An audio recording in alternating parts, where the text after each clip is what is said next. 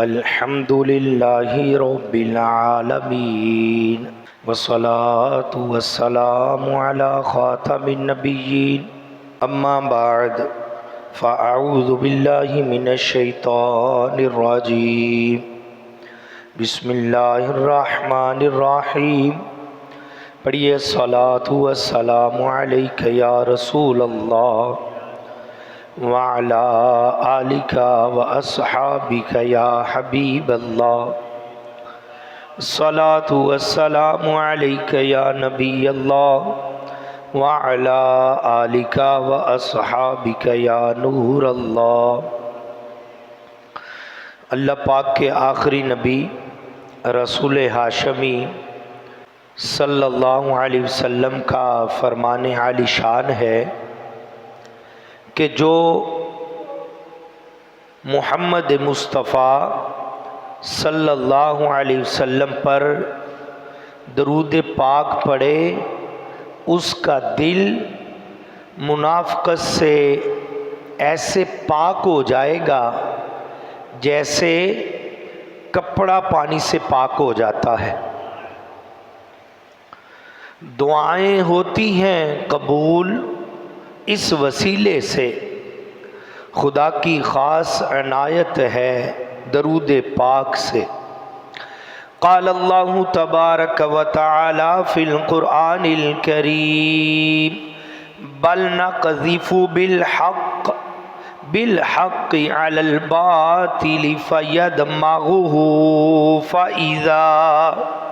فإذا هو زاهق وَلَكُمُ الْوَيْلُ مِمَّا تَصِفُونَ۔ پارہ نمبر 17 سورہ انبیاء۔ اللہ تبارک و تعالی قرآن کریم میں ارشاد فرماتا ہے بلکہ ہم حق کو باطل پر پھینکتے ہیں تو اس کا دماغ توڑ دیتا ہے، تو جبھی وہ مٹ کر رہ جاتا ہے اور تمہارے لیے بربادی ہے ان باتوں سے جو تم کرتے ہو۔ پارہ نمبر 17 سورہ انبیاء آیت نمبر 18 میں اللہ پاک نے ارشاد فرمایا۔ پیارے اور محترم اسلامی بھائیوں، آج 10 محرم الحرام شریف کا عظیم دن ہے۔ آج سے کم و بیش 1400 سال پہلے اسی تاریخ اسی دن یعنی جمعہ ہی کا دن کربلا کی تپتی ہوئی ریگستان میں اہل بیت پاک کا امتحان ہو رہا تھا۔ وہ وقت کے 72 رفقا داد شجاعت دیتے ہوئے یزیدیوں کو انجام تک پہنچاتے ہوئے شہادت کے رتبے پر فائز ہو چکے تھے۔ امام عالی مقام امام حسین رضی اللہ تعالی عنہ ایک ایک بہادر کو میدان میں بھیجتے اور یہ آیت کریمہ پڑھتے جاتے۔ آیت کریمہ ہے فَمِنْهُمْ مِمَّا قَضَى نَحْبَهُ وَمِنْهُمْ مَنْ يَنْتَظِرُ، تو ان میں کوئی اپنی منت کو پوری کر چکا اور کوئی ابھی انتظار کر رہا ہے۔ یہ آیت کریمہ امام پڑھتے جاتے ہیں، ایک ایک جان نثاروں کو میدان میں اتارتے جاتے ہیں۔ اب آپ تنہا رہ گئے۔ امام عالی مقام رضی اللہ عنہ خیمے میں تشریف لے کر گئے۔ پردہ دار، صبر پسند، نیک پاکیزہ خواتین کو صبر کی تلقین کی۔ فرمایا صبر کا دامن کسی بھی کے ہاتھ سے چھوٹنا نہیں چاہیے، کوئی خلاف شریعت کام نہیں کرنا۔ یہ نصیحت فرما کر आबिद बीमार रहमतुल्लाह अलैहि को सीने से लगाने के बाद इमाम आली मुकाम इमाम हुसैन रदी अल्लाह ताला अन जुल्फ़कार हाथ में लिए, सर पे इमामा सजाए, सवारी पर सवार हुए, यजीदी लश्कर की तरफ बढ़ रहे हैं।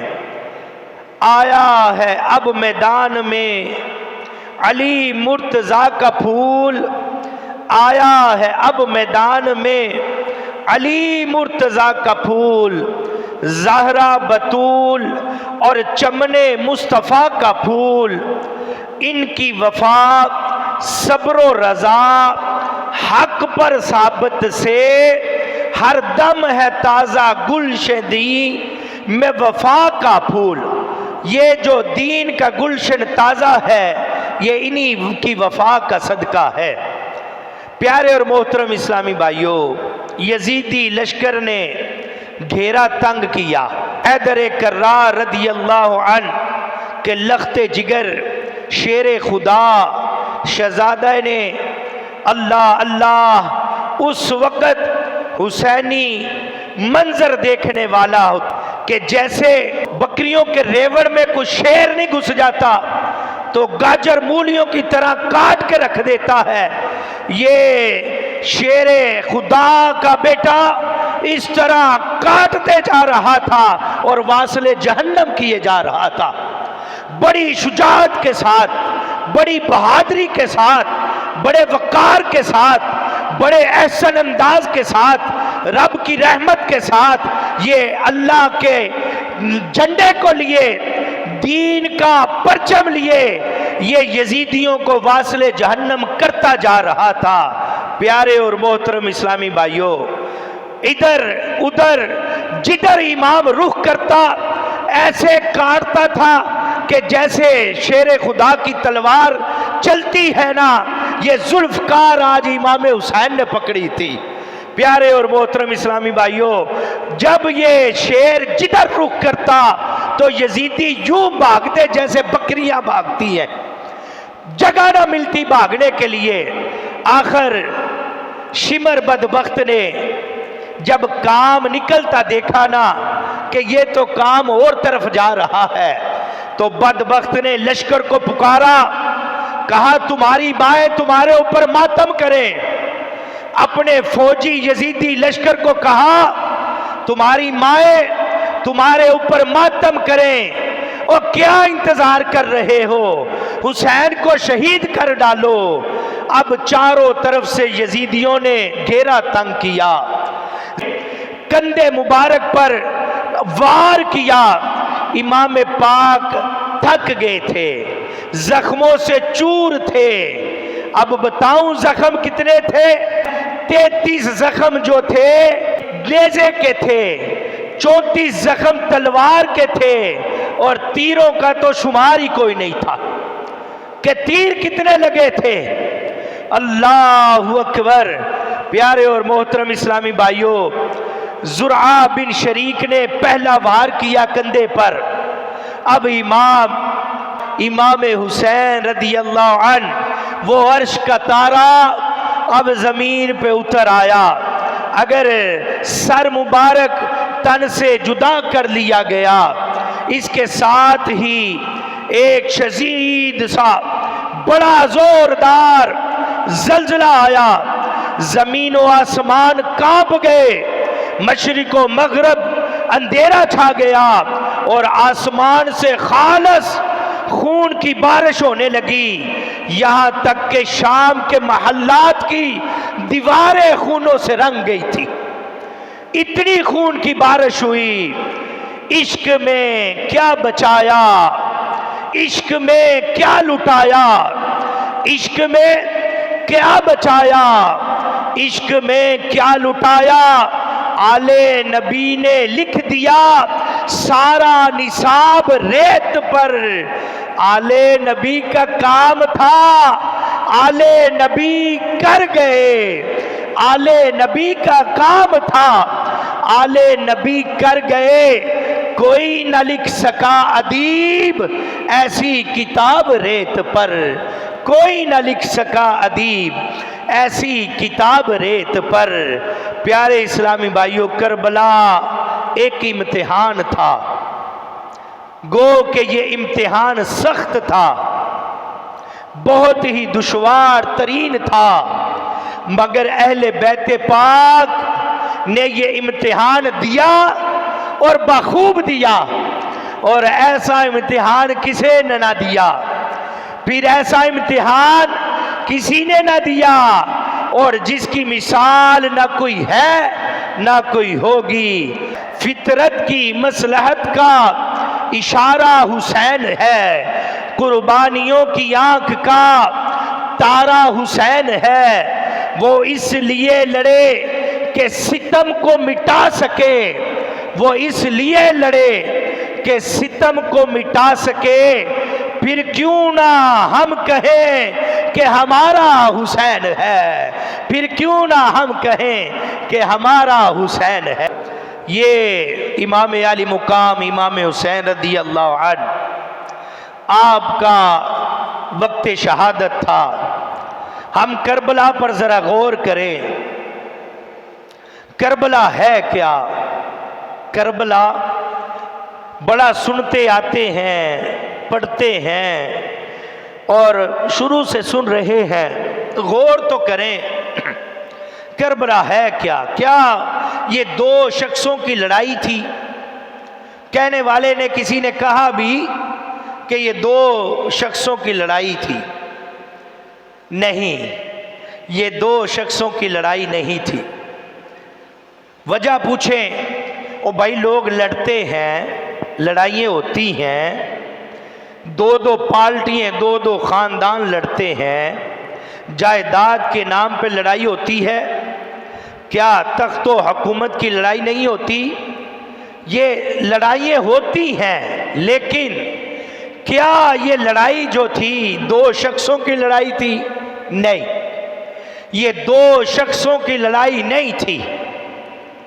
پیارے اور محترم اسلامی بھائیوں، لوگ کہتے ہیں دو شہزادوں کی لڑائی تھی، دو شہزادوں کی لڑائی تھی، بس لڑائی ہوتی ہے۔ آپ اندازہ کریں، یہ دو شہزادوں کی لڑائی بھی نہیں تھی۔ شہزادوں کی لڑائیاں بڑی ہوئیں، لوگوں کی لڑائیاں بڑی ہوئیں، تخت و تاج کی لڑائیاں بڑی ہوئیں، اور بھائی جب سے دنیا بنی ہے بڑی بڑی لڑائیاں ہوئیں، اور لڑائیاں تو بھول جاتی ہیں، یہ تاریخ کے ورقات جو ہیں ان کو پرانا کر دیتی ہیں۔ مجھے بتاؤ امام حسین کی لڑائی زندہ ہے کہ نہیں ہے؟ پیارے اور محترم اسلامی بھائیوں، یہ حقیقت میں دو مختلف طاقتوں کا ٹکراؤ تھا، دو طاقتیں تھیں جن کا آپس میں لڑائی تھی، جن کا آمنا سامنا ہوا۔ ایک طرف اقتدار کی طاقت تھی اور دوسری طرف اخلاق اور کردار کی طاقت تھی۔ ایک طرف مال و دولت تھا، فوج کی طاقت کس کے پاس تھی؟ تو غور تو کریں، یزید کے پاس۔ خزانہ کس کے پاس تھا؟ یزید کے پاس۔ بڑی فوج لیے بیٹھا تھا یزید۔ ظاہری اسباب سارے کس کے پاس تھے؟ یزید کے پاس۔ ایک لڑائی جیتنے کے لیے جو کچھ درکار ہوتا ہے وہ سارے کا سارا یزید کے پاس تھا۔ لڑائی لڑنے کے لیے، لڑائی جیتنے کے لیے جو جو چاہیے تھا وہ یزید کے پاس تھا۔ امام علی مقام امام حسین رضی اللہ عنہ کے پاس کیا تھا؟ ایمان تھا۔ کیا تھا؟ ایمان۔ کیا تھا؟ تقوی۔ کیا تھا؟ صبر۔ کیا تھا؟ توکل۔ کیا تھا؟ کردار۔ کیا تھا؟ اخلاقی سچائی اور بے داغ ماضی۔ یہ ساری دولت، ساری کی ساری طاقتیں یہ امام علی مقام کے پاس تھی۔ یہ ساری طاقتیں امام کے پاس تھیں اور لڑنے لڑانے کی طاقتیں یزید کے پاس تھیں۔ یہ دو طاقتیں تھیں۔ آپ نے کبھی غور کیا دنیا میں شہید بہت سارے ہوئے ہیں، آپ کو تاریخ کے صفحات پر بڑی بڑی شہادتیں مل جائیں گی، لیکن امام علی مقام امام حسین رضی اللہ عنہ کی یہ نرالے رنگ کی شہادت، آپ پیدا ہوئے تو ساتھ ہی شہادت کی خبر آپ کو دے دی گئی۔ آپ پیدا ہوئے، جبریل امین علیہ الصلوۃ والسلام نبی پاک علیہ الصلوۃ والسلام کی بارگاہ میں شہادت کی خبر لے کر آ گئے۔ وہ شہید تو بڑے بڑے ہوئے ہیں، ابھی شہزادے دنیا میں آ رہے ہیں اور خبر تشریف لے آئی کہ یہ شہید ہوں گے۔ بات سمجھیں، ابھی شہزادے دنیا میں تشریف لائے ہیں، شہادت کی خبر بھی آ گئی ہے۔ آپ نے بہت ساری روایت سنی ہوں گی، آپ نے روایت سے سنا کہ امام علی مقام امام حسین رضی اللہ عنہ اپنے نانا جان محبوب خدا صلی اللہ علیہ وسلم کے پاس کھیل رہے تھے تو جبریل امین علیہ الصلوۃ والسلام تشریف لائے۔ آپ جب حاضر ہوئے تو امام حسین رضی اللہ عنہ کی طرف اشارہ کیا اور عرض کیا کہ انہیں آپ کی امت شہید کر دے گی۔ ابھی شہزادے کھیل رہے ہیں اور خبر پہلے آ گئی ہے، شہادت کہاں جا کے ہونی ہے، لیکن خبر کہاں ملی کہ آپ کے یہ شہزادے شہید ہو جائیں گے۔ حضرت جبریل امین علیہ الصلوۃ والسلام نے آ کے خبر دی کہ آپ کے شہزادے شہید ہو جائیں گے۔ پیارے اور محترم اسلامی بھائیوں، یہ سن کر پیارے آقا صلی اللہ علیہ وسلم کے مبارک آنکھوں سے آنسو جاری ہو گئے اور امام حسین رضی اللہ عنہ کو سینے سے لگایا۔ کیا وجہ ہے؟ دنیا کے ہزاروں لاکھوں لوگ شہید ہوتے ہیں، بڑے بڑے لوگ شہید ہوئے، بڑی بڑی شہادتیں ہیں، یہ صرف ایک آپ کی شہادت کی خبر اتنی مشہور کیوں ہو رہی ہے؟ شہید اور بہت سارے ہیں، لیکن امام کی شہادت کی خبر اتنی مشہور ہو رہی ہے کہ بچپن سے ہی آنا شروع ہو گئی۔ کیا یہ محض ایک غیب کی خبر تھی کہ غیب کی خبر نبی پاک دے دیں؟ نہیں، یہ محض غیب کی خبر بھی نہیں تھی۔ اصل میں یزیدیت کے سامنے کھڑے ہونے کو آسان بات نہ سمجھو۔ یزید کے سامنے کھڑے ہونا کوئی عام بات نہ سمجھو کہ یار ایویں بات ہے، کھڑے ہو گئے سامنے شہید ہو گئے، نہ۔ روایت میں آتا ہے امام علی مقام امام حسین رضی اللہ تعالی عنہ نے میدان کربلا میں کھڑے ہو کر ایک لمبا خطبہ ارشاد فرمایا۔ ایک خطبہ ارشاد فرمایا آپ نے فرمایا، اے یزیدیو، خدا کی قسم، للکارا دربار لگا ہے، میدان سجا ہے، لاکھوں لاکھ یزیدی کھڑے ہیں، آپ خطبہ ارشاد فرمانے لگے ہیں، اے یزیدیو، خدا کی قسم، جب سے مجھے معلوم ہوا ہے کہ جھوٹے پر اللہ ناراض ہوتا ہے، اللہ پاک کی لعنت ہوتی ہے اور جھوٹے کو اس کا جھوٹ نقصان پہنچاتا ہے، تب سے آج تک میں نے جھوٹ نہیں بولا۔ یہ امام علی مقام نے یزیدیوں کو پکارا۔ یزیدیوں کا میدان لگا ہے، لڑائی کا میدان لگا ہے، خطبہ ارشاد فرماتے آپ نے کیا دعویٰ کیا؟ او بھائی، جب سے مجھے پتا چلا ہے کہ جھوٹے سے اللہ ناراض ہوتا ہے تو میں نے کبھی جھوٹ نہیں بولا۔ آپ امام علی مقام رضی اللہ عنہ کے اس دعوے کی قیمت کو پہچانیے۔ وہ یہ دعویٰ کیا جا رہا ہے، اب وہ جو خون کے پیاسے ہیں، جو جان لینے کو تیار ہیں، وہ یہ دعویٰ رد کر سکتے تھے کہ نہیں؟ اگر امام علی مقام کی بات میں سچائی نہ ہوتی، وہ کوئی ایک تو کہتا نا آپ نے یہ بات صحیح نہیں کی۔ امام نے لاکھوں لوگوں کے سامنے دعویٰ کیا، لاکھوں یزیدیے ہیں تو وہ جان لینے کے لیے تیار ہیں، لیکن میرے امام کہتے ہیں لوگوں، جب سے مجھے پتا چلا ہے کہ اللہ جھوٹے سے ناراض ہوتا ہے، میں نے کبھی جھوٹ نہیں بولا۔ اب پیارے اور محترم اسلامی بھائیوں، جو پیسے دے کر لالچ میں مبتلا کر رہے ہیں لوگوں کو، جو پیسے کی لالچ میں ہوس میں شہید کرنے لگے ہیں، کیا وہ امام کے اس دعوے کو جھوٹا نہیں کہہ سکتے تھے؟ وہ کوئی ایک بندہ تو اٹھتا کہتا آپ یہ کہہ رہے ہیں فلاں بات تو اس طرح ہے، لیکن کسی ایک بھی یزیدی میں یہ جرأت نہیں تھی کہ آپ کے دعوے کا رد کرتا، کوئی آپ کے دعوے کو جھوٹا کہتا۔ اور یہ سچائی تو سمجھے، شہادت کی خبریں کیوں بچپن سے شروع ہو گئی کہ یزید کے سامنے کھڑے ہونا کوئی عام بات نہیں ہے، یہ کوئی چھوٹی بات نہیں ہے۔